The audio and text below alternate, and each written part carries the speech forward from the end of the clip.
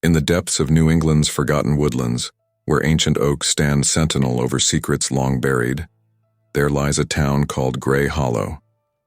It is a place where shadows linger even in the brightest noon, and where the very air seems thick with whispered tales of dread.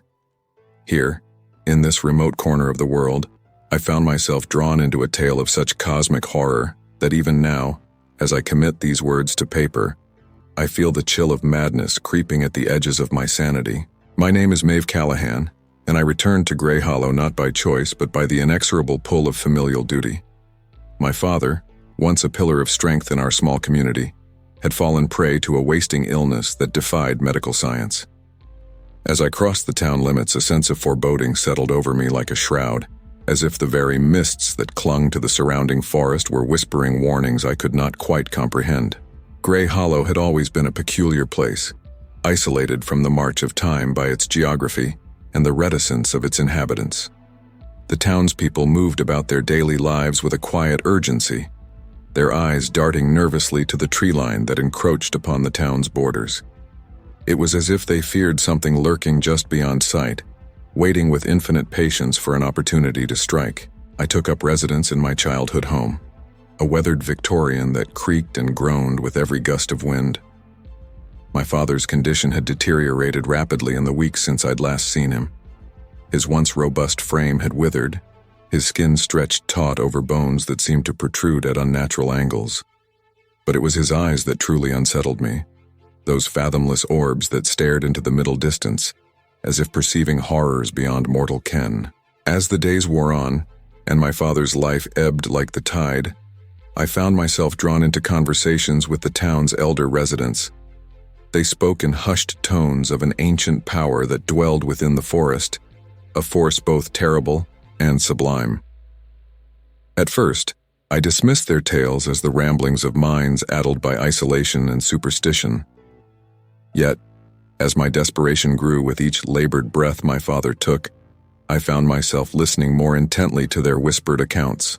It was on a particularly gloomy evening, as I sat nursing a tumbler of whiskey in the town's only tavern, that I first heard mention of the weeping tree. Old Ezra Blackwood, a man whose weathered visage seemed carved from the very granite that formed the hills around us, leaned in close, his rheumy eyes darting about as if fearing unseen eavesdroppers.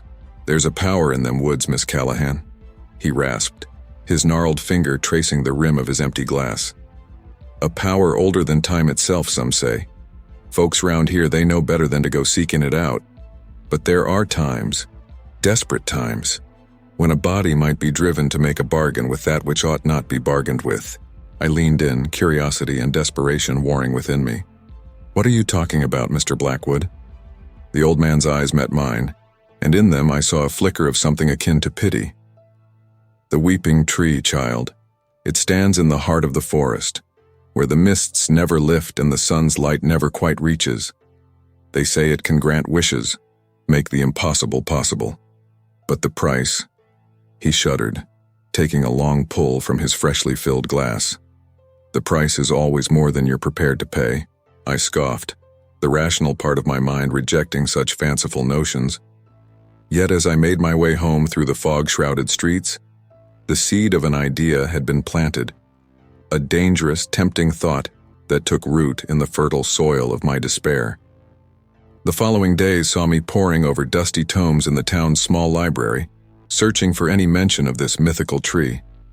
To my surprise, I found references scattered throughout Gray Hollow's history, oblique allusions in town records, cryptic passages in personal journals, and even a few faded photographs that seemed to show a massive, gnarled oak standing alone in a misty clearing. As my research deepened, so too did my conviction that there might be some truth to the legend. I uncovered accounts of miraculous healings, of fortunes reversed overnight, of loves rekindled against all odds. Yet for every tale of wonder, there were whispers of tragedy, of minds shattered, bloodlines ended, and fates worse than death befalling those who had sought the tree's power. My father's condition continued to deteriorate, and with each passing day I felt the window of opportunity closing. Modern medicine had failed him. Perhaps it was time to seek help from more unconventional sources. It was on a moonless night with a storm brewing on the horizon that I made my decision. Packing a small bag with provisions and a flashlight, I left a note for Mrs. Hendricks, the kindly neighbor who had been helping me care for my father. With one last look at his sleeping form, I slipped out into the darkness, my heart pounding with equal parts fear and determination. The forest loomed before me, a wall of impenetrable blackness that seemed to swallow the beam of my flashlight. As I took my first steps beneath the ancient boughs, I felt a change in the air, a stillness that was more than mere absence of wind. It was as if the very forest was holding its breath, watching, waiting to see what this foolish mortal would do. I had no map to guide me, no compass to point the way. Instead, I relied on an instinct I couldn't explain, a pull that led me deeper into the woods. The undergrowth grew thicker, the trees more twisted and malformed. Roots reached up from the earth like grasping fingers, threatening to trip me at every step. Time lost all meaning in that primordial darkness. I could have been walking for hours or days, my mind, addled by exhaustion and the oppressive atmosphere of the forest, could no longer tell the difference. Just as I was about to succumb to despair, to turn back and abandon my foolish quest, I emerged into a clearing, and there it stood. The weeping tree was a monstrosity of nature, a twisted giant that dwarfed all other trees I had ever seen. Its trunk was gnarled and knotted, covered in deep grooves that seemed to form faces in agony. But it was the sap that truly captured my attention. A dark, viscous substance that oozed from the bark like tears glistening in the faint light that somehow penetrated the canopy above. As I approached, my flashlight flickering and dying, I became aware of a sound. A low, constant whisper that seemed to come from everywhere and nowhere at once. The whispers grew louder as I drew nearer to the tree, and I realized with mounting horror that I could almost make out words, fragments of phrases in languages both familiar and utterly alien. The ground beneath my feet was soft and yielding, and I noticed with revulsion that it was carpeted with bones, the remains of small animals, and some that looked disturbingly human. The roots of the tree writhed slowly, almost imperceptibly, like the tentacles of some eldritch horror. Standing before this abomination, I felt my resolve waver. Was I truly prepared to treat with such a thing? To risk my very soul for the chance to save my father? But then I thought of him, wasting away in that lonely house, and I knew I had no choice. With trembling hands, I reached out and placed my palm against the weeping bark of the tree. The whispers rose to a crescendo, and I felt a presence, vast, ancient, and utterly inhuman, turn its attention to me. "Please," I whispered, my voice sounding small and insignificant in the face of such cosmic power. "My father, he's dying. I'll do anything, pay any price. Just save him." For a moment, nothing happened. Then, with a sound like the cracking of the earth itself, a new groove appeared in the bark beneath my hand. Sap welled up, thick and dark, and as it touched my skin, I felt a searing pain. I tried to pull away but found myself unable to move. Visions flashed before my eyes. My father, whole and healthy once more. Myself, withering away in his place. The town of Grey Hollow, consumed by roots and branches, and things beyond. Glimpses of realities so alien and terrible that my mind recoiled from them. When I finally managed to tear my hand away, I saw that my palm was marked with a symbol I did not recognize. A twisting, organic shape that seemed to pulse with a life of its own. The whispers had faded, and the clearing was silent once more. Shaken to my core, I stumbled back through the forest. The journey that had seemed to take an eternity now passed in the blink of an eye, and before I knew it, I was standing on the edge of town, the first light of dawn breaking over the horizon. As I made my way home, my mind reeling from what I had experienced, I couldn't shake the feeling that something fundamental had changed. The town seemed different somehow, the shadows deeper, the air heavier with unspoken dread.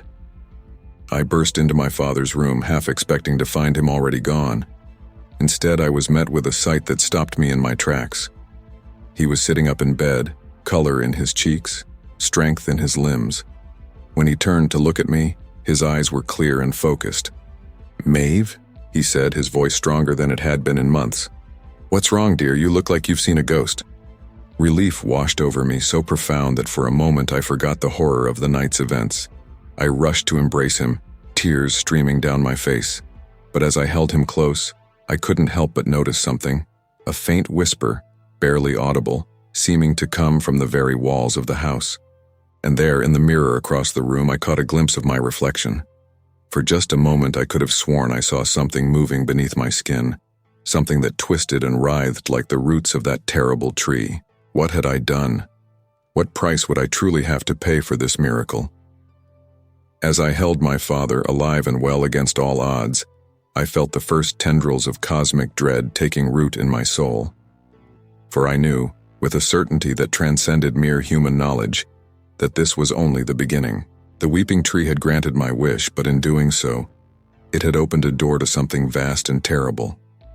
And now, that something had taken notice of Grey Hollow, of my father, of me. In saving a life, had I doomed us all to a fate far worse than death?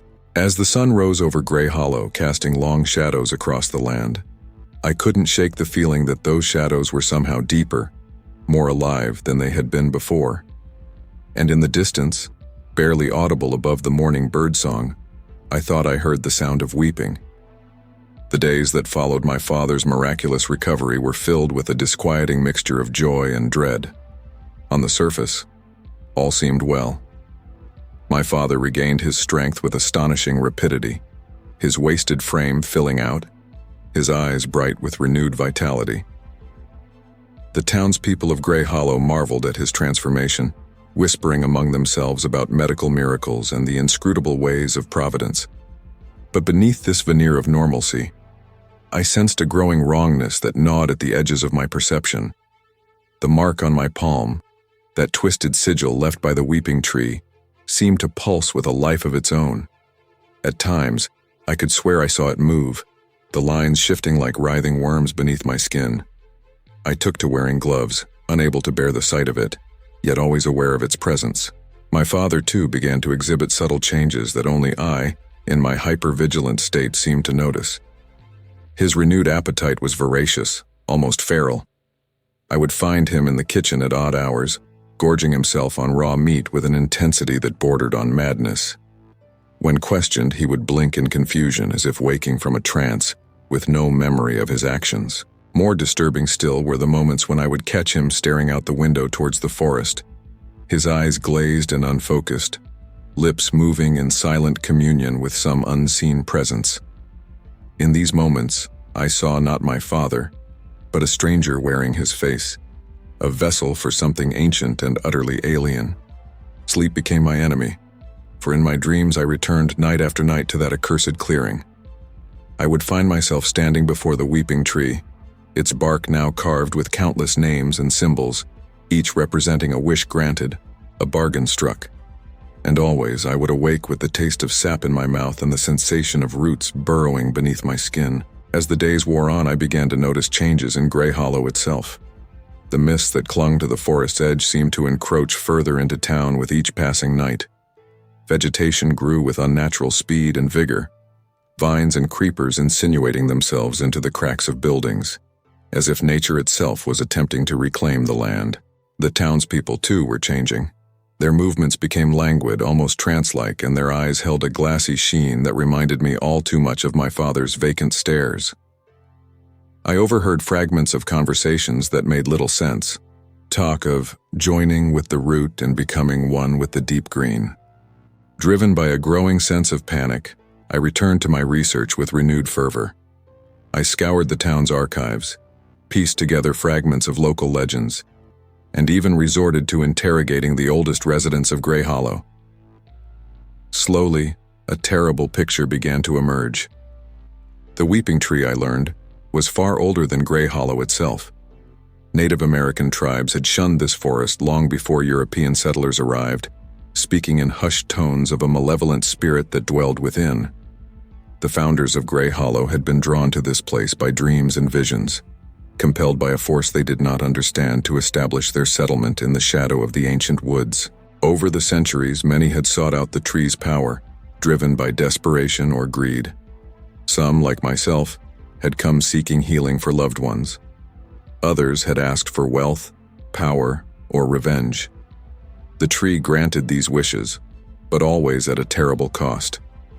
For the weeping tree, I came to understand, was not a benevolent entity granting boons out of kindness. It was a parasite, an alien intelligence that fed on human desire and suffering. Each wish granted allowed it to sink its roots deeper into our world, to extend its influence further into the minds and souls of those who lived near it. The true horror of the situation revealed itself to me on a rain-soaked night, as I pored over a journal I had discovered hidden in the floorboards of the town hall. The writer, a man named Ezekiel Marsh, had been one of Grey Hollow's founders. His increasingly frantic entries spoke of a growing awareness of the tree's true nature and its ultimate goal. The weeping tree, Marsh wrote, was merely an extension of something far vaster and more terrible, an entity that existed beyond the veil of our reality, eternally hungry and ever seeking to break through into our world. Each wish granted, each bargain struck, weakened the barriers between worlds. The tree's roots stretched not just through the earth, but through the very fabric of space and time. With mounting horror, I realized the full implications of what I had done. In my desperation to save my father, I had opened a door that could never truly be closed. The entity behind the weeping tree had gained a foothold in our reality, and it would not stop until it had consumed everything. As if in confirmation of my worst fears, a storm broke over Grey Hollow that night, a tempest of such fury that it seemed to shake the very foundations of the earth. Lightning illuminated the sky in strobing flashes, and in those brief moments of illumination, I saw things that pushed my sanity to its breaking point. The forest was moving, writhing like a living thing. Trees uprooted themselves, walking on twisted limbs towards the town. And in the center of it all, silhouetted against the storm-tossed sky, stood the weeping tree, now grown to impossible size, its branches reaching towards the heavens like the tentacles of some cosmic horror. The screams began soon after. I rushed into the streets, rain lashing my face, to find scenes of utter chaos. Roots burst from the earth, ensnaring fleeing townspeople. Those who had already succumbed to the tree's influence walked willingly into the embraces of twisted branches, their bodies contorting and melding with the wood as I watched. My father was among them. I found him standing in our front yard, his arms outstretched in welcome to the approaching abominations. When he turned to face me, his eyes were no longer human. They were pools of viscous sap, and his mouth stretched in a rictus grin that split his face nearly in half. "Join us, Maeve," he said. But it was not his voice that issued from that grotesque maw. It was something older, something that spoke of vast gulfs of time and space beyond human comprehension. Become one with the root and branch. Embrace eternity. Somehow I found myself once again at the edge of the forest. But where once there had been a clear delineation between town and wood, now there was only a nightmarish melding of the two. Buildings twisted and warped, taking on the qualities of gnarled trees. The ground beneath my feet squelched and pulsed like living flesh, and there, in the heart of this chaos, stood the weeping tree. It had grown to impossible size, its trunk now wide enough to encompass what had once been the town square. Its branches blotted out the sky, and from them hung cocoon-like growths that pulsed with an inner light. As I stood there, paralyzed by terror and awe, I became aware of a presence, vast, ancient, and utterly alien. It pressed against my mind, threatening to overwhelm my sanity with visions of realities beyond human comprehension. "You have brought this upon them," it seemed to say, though no words were actually spoken. "Your desire, your desperation, your willingness to pay any price. These were the key that opened the door." I fell to my knees, overwhelmed by guilt and cosmic terror. Around me, the world of Grey Hollow continued to warp and change, reality itself seeming to buckle under the weight of the entity's intrusion. In that moment, I understood the true price of my bargain, not just my life or my father's, but the very fabric of our world. As tendrils of living wood began to creep towards me, I was seized by a sudden, desperate idea. The entity had said that my desire had opened the door. Perhaps then it was desire that could close it, but not desire for life or health or any of the petty wants that had drawn others to the tree. No. What was needed was a desire so profound, so all-encompassing, that it could match the entity's own hunger. I thought of Grey Hollow, of my father, of all that I had unwittingly sacrificed in my attempt to stave off death. I thought of the cosmic horror that now threatened to consume not just our town, but our entire reality. And in that moment, I desired nothing more than to undo what I had done, to close the door I had opened, even if it meant my own annihilation. With the last of my strength, I pressed my marked palm against the pulsing bark of the weeping tree. "I wish," I gasped, my voice barely audible above the cacophony of a world unraveling, "for all of this to end." The effect was immediate and cataclysmic. The tree shuddered, a tremor that shook the very foundations of the earth. The whispers that had filled the air rose to a deafening shriek, and I felt something vast and terrible recoil in shock and fury. Reality itself seemed to fluctuate, the world around me flickering like a faulty film projection. I saw glimpses of what might have been, Grey Hollow as it was, as it should have been. My father, thin and frail but blessedly human. The forest, dark and foreboding but contained, no longer a writhing mass of cosmic horror. As the world wavered between what was and what should be, I felt myself being torn apart at the molecular level. The mark on my palm burned with an intensity that went beyond physical pain, searing itself into my very soul. I was unmade, and remade 1,000 times in the space between moments. My consciousness stretched across realities that should not be, and then with a sound like the shattering of a universe, everything went black. I awoke to the sound of birdsong and the soft beeping of medical equipment. I was in a hospital bed, my body weak but blessedly, wonderfully human. Sunlight streamed through the window, illuminating a world that seemed almost painfully normal after the horrors I had witnessed. As my eyes adjusted to the light, I saw my father sitting by my bedside.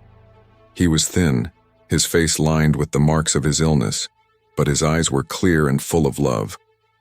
When he saw I was awake, he took my hand in his, and I noticed with a start that my palm was unmarked. "Welcome back, Maeve," he said, his voice choked with emotion. "We thought we'd lost you." Slowly, the story emerged. I had collapsed in the woods near Grey Hollow, where I had apparently wandered in a state of delirium brought on by stress and exhaustion. I had been missing for days, and when they found me, I was babbling incoherently about trees that wept and a world consumed by roots and branches. Grey Hollow, I learned, was just as it had always been, a small, unremarkable town on the edge of an old forest. There was no sign of the cosmic devastation I remembered, no hint of the horrors I had witnessed. To all appearances, it had been nothing more than a vivid hallucination. But as I lay there, listening to the normal sounds of a hospital going about its business, I couldn't shake the feeling that something fundamental had changed. The world seemed somehow both more solid and more fragile than before, as if I had glimpsed the thin membrane that separated our reality from the chaos beyond and could never quite unsee it. My father's condition, the doctors told me, was terminal but not immediately so. He had months, perhaps even a year or more. It was not the miracle cure I had sought, but as I looked at him, frail but undeniably, beautifully human, I felt a profound sense of gratitude. In the days that followed, as I recovered my strength and prepared to return home, I found myself contemplating the nature of desire and sacrifice. Had it all been a dream, a product of a mind pushed to its breaking point by grief and stress? Or had I truly stood at the precipice of cosmic horror, bargaining with forces beyond human comprehension? I may never know the full truth of what happened in those lost days. But as I write these words, sitting by my father's bedside and cherishing each moment we have left, I am acutely aware of the weight of my choices. I understand now the terrible responsibility that comes with the power to change fate, and the cosmic balance that must be maintained. The forest still stands at the edge of Grey Hollow, dark and inscrutable as ever. Sometimes when the wind blows just right, I fancy I can hear whispers among the leaves, echoes of a reality that might have been, or warnings of what may yet come to pass. For now, I have chosen to embrace the mundane miracles of everyday life, the warmth of the sun on my face, the love of family and friends, the simple joy of existing in a world that, for all its flaws, is ours. But I remain vigilant, ever watchful for signs that the door I opened and fought so desperately to close might one day creak open once again. For in this vast and uncaring universe, where realities collide and cosmic horrors lurk just beyond the veil of our perception, our desires may be the most dangerous force of all. And the price of a wish granted may be higher than any of us can bear to pay. The months that followed my return from the hospital were a study in contradictions. On the surface, life in Grey Hollow resumed its normal rhythms. The townsfolk went about their daily routines, the seasons changed, and the forest at the edge of town remained a silent, brooding presence. Yet beneath this veneer of normalcy, I felt a constant, gnawing unease, a sense that the barrier between our world and the chaos beyond had been irreparably weakened. My father's condition, true to the doctor's predictions, declined slowly but steadily. I treasured every moment with him, acutely aware of the precious gift of time we had been granted. But even as I tended to him, a part of my mind remained fixated on the events that had transpired in those lost days in the forest. The memories, if indeed they were memories and not the product of a fractured psyche, haunted my dreams and lurked at the edges of my waking thoughts. I found myself drawn to the forest's edge time and again. I would stand there, heart pounding, straining to hear whispers on the wind or catch a glimpse of something moving just beyond the tree line. But the forest remained stubbornly, maddeningly ordinary. No twisted branches reached out to ensnare passers-by. No cosmic horrors lurked in the shadows between the trees. It was, to all appearances, nothing more than a sprawling tract of old-growth woodland. And yet, there were moments fleeting and easily dismissed when the veil seemed to thin. A trick of the light that made the trees appear to shift and writhe. A sudden silence that fell over the woods, as if every living thing was holding its breath in anticipation of some terrible revelation. The faint taste of sap on the wind, acrid and alien. I wasn't the only one who noticed these anomalies. Old Ezra Blackwood, the man who had first told me of the weeping tree, sought me out one crisp autumn evening. I found him on my porch, his rheumy eyes darting nervously towards the forest. "You've seen it too, haven't you?" he asked without preamble. "The way the shadows move when they think we ain't looking. The whispers that ain't quite words." I nodded, a chill running down my spine. "What does it mean, Mr. Blackwood?" The old man's face crumpled in anguish. "It means the door ain't fully closed, Miss Callahan. Whatever you did out there in them woods, it bought us some time. But the hunger of that thing, it ain't something that can be satisfied or denied forever." His words confirmed my worst fears. The cosmic entity that lurked behind the weeping tree had not been banished, merely held at bay. And now, like water pressing against a crumbling dam, it was seeking new ways to break through into our reality. As if in response to this realization, strange occurrences began to multiply throughout Grey Hollow. Livestock went missing, only to be found days later twisted into impossible shapes. Children reported seeing faces in the knots of trees, mouths opening and closing in silent screams. The nightmares that had plagued me since my return spread like a contagion through the town, leaving the populace haggard and jumping at shadows. My father, despite his weakening body, seemed to sense the growing wrongness. In his more lucid moments, he would grip my hand with surprising strength, his eyes clear and focused. "You have to finish it, Maeve," he would say. "Whatever started out there in the woods, it's not over. You're the only one who can end this." I knew he was right. But the thought of confronting that cosmic horror again filled me with a terror that threatened to overwhelm my sanity. I had glimpsed realities beyond human comprehension, had felt my very being unmade and remade in the space between moments. How could I hope to stand against such a force and emerge with my mind intact? The answer came to me on a moonless night in late autumn. I awoke from yet another nightmare, the taste of sap thick in my mouth, to find my room filled with an otherworldly glow. The source, I realized with a start, was my own hand, the hand that had borne the mark of the weeping tree. Though the visible scar had long since faded, the flesh now pulsed with an inner light, tracing out that eldritch sigil once more. In that moment of illumination, both literal and figurative, I understood what I had to do. The entity behind the weeping tree fed on desire, on the desperate wishes of those willing to pay any price. But desire was a two-edged sword. It could be used to open doors, yes, but also to close them. What was needed was a desire so pure, so selfless, that it could counteract the entity's insatiable hunger. With a clarity that cut through my fear, I knew that I would have to return to the heart of the forest. But this time, I would go not as a supplicant seeking favors, but as a guardian determined to seal the breach between worlds. I spent the next week in feverish preparation. I pored over every scrap of lore I could find about the weeping tree and the entity it served. I spoke with the eldest residents of Grey Hollow, piecing together fragments of half-remembered legends. And all the while the mark on my palm pulsed and burned, a constant reminder of the task that lay before me. On the night of the new moon, when the darkness was deepest and the veil between worlds at its thinnest, I said goodbye to my father. He seemed to understand on some level what I was about to do.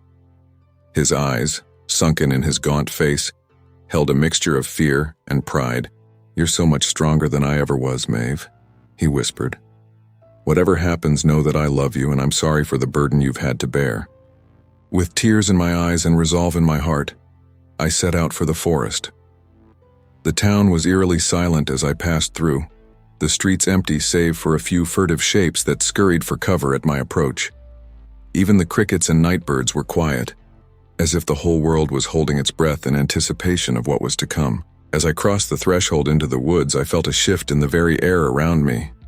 The darkness seemed to deepen, becoming almost tangible. Shapes moved in the corners of my vision, always just out of sight.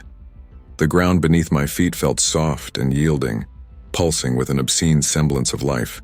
I pressed on, guided by an instinct that transcended mere physical senses. The mark on my palm burned brighter with each step, illuminating my path with its eldritch glow. Time seemed to lose all meaning as I delved deeper into the heart of the forest. I could have been walking for hours or mere minutes when I finally emerged into the clearing that housed the weeping tree. The scene that greeted me was a nightmarish fusion of memory and present reality. The weeping tree stood at the center of the glade, impossibly vast, its branches reaching towards a sky that no longer seemed to exist.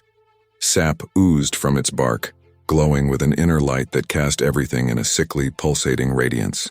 But it was the space around the tree that truly defied comprehension.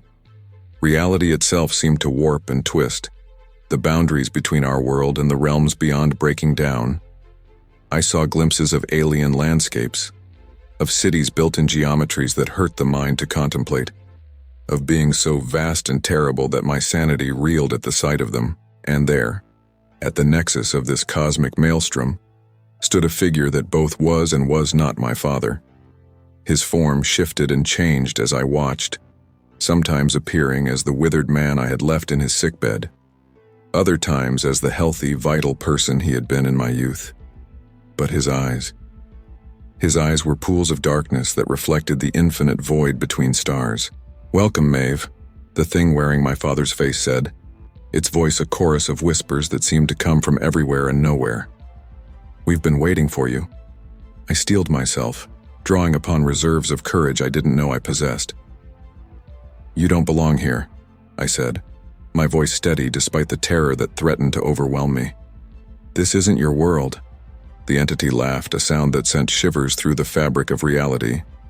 "Belong? My dear child, we are everywhere and everywhen. Your paltry concepts of time and space mean nothing to us. We are the hunger that gnaws at the roots of creation, the desire that drives the universe towards entropy." As it spoke, tendrils of darkness began to coalesce around it, reaching out towards me with grasping, hungry intent. I felt the pull of its will, the seductive whisper of power and knowledge beyond mortal ken. For a moment I wavered, tempted by the promise of cosmic understanding. But then I thought of Grey Hollow, of my father, of all the small, precious moments that made up a human life. I thought of the price that had already been paid, and the infinitely greater cost if this entity were to fully enter our world.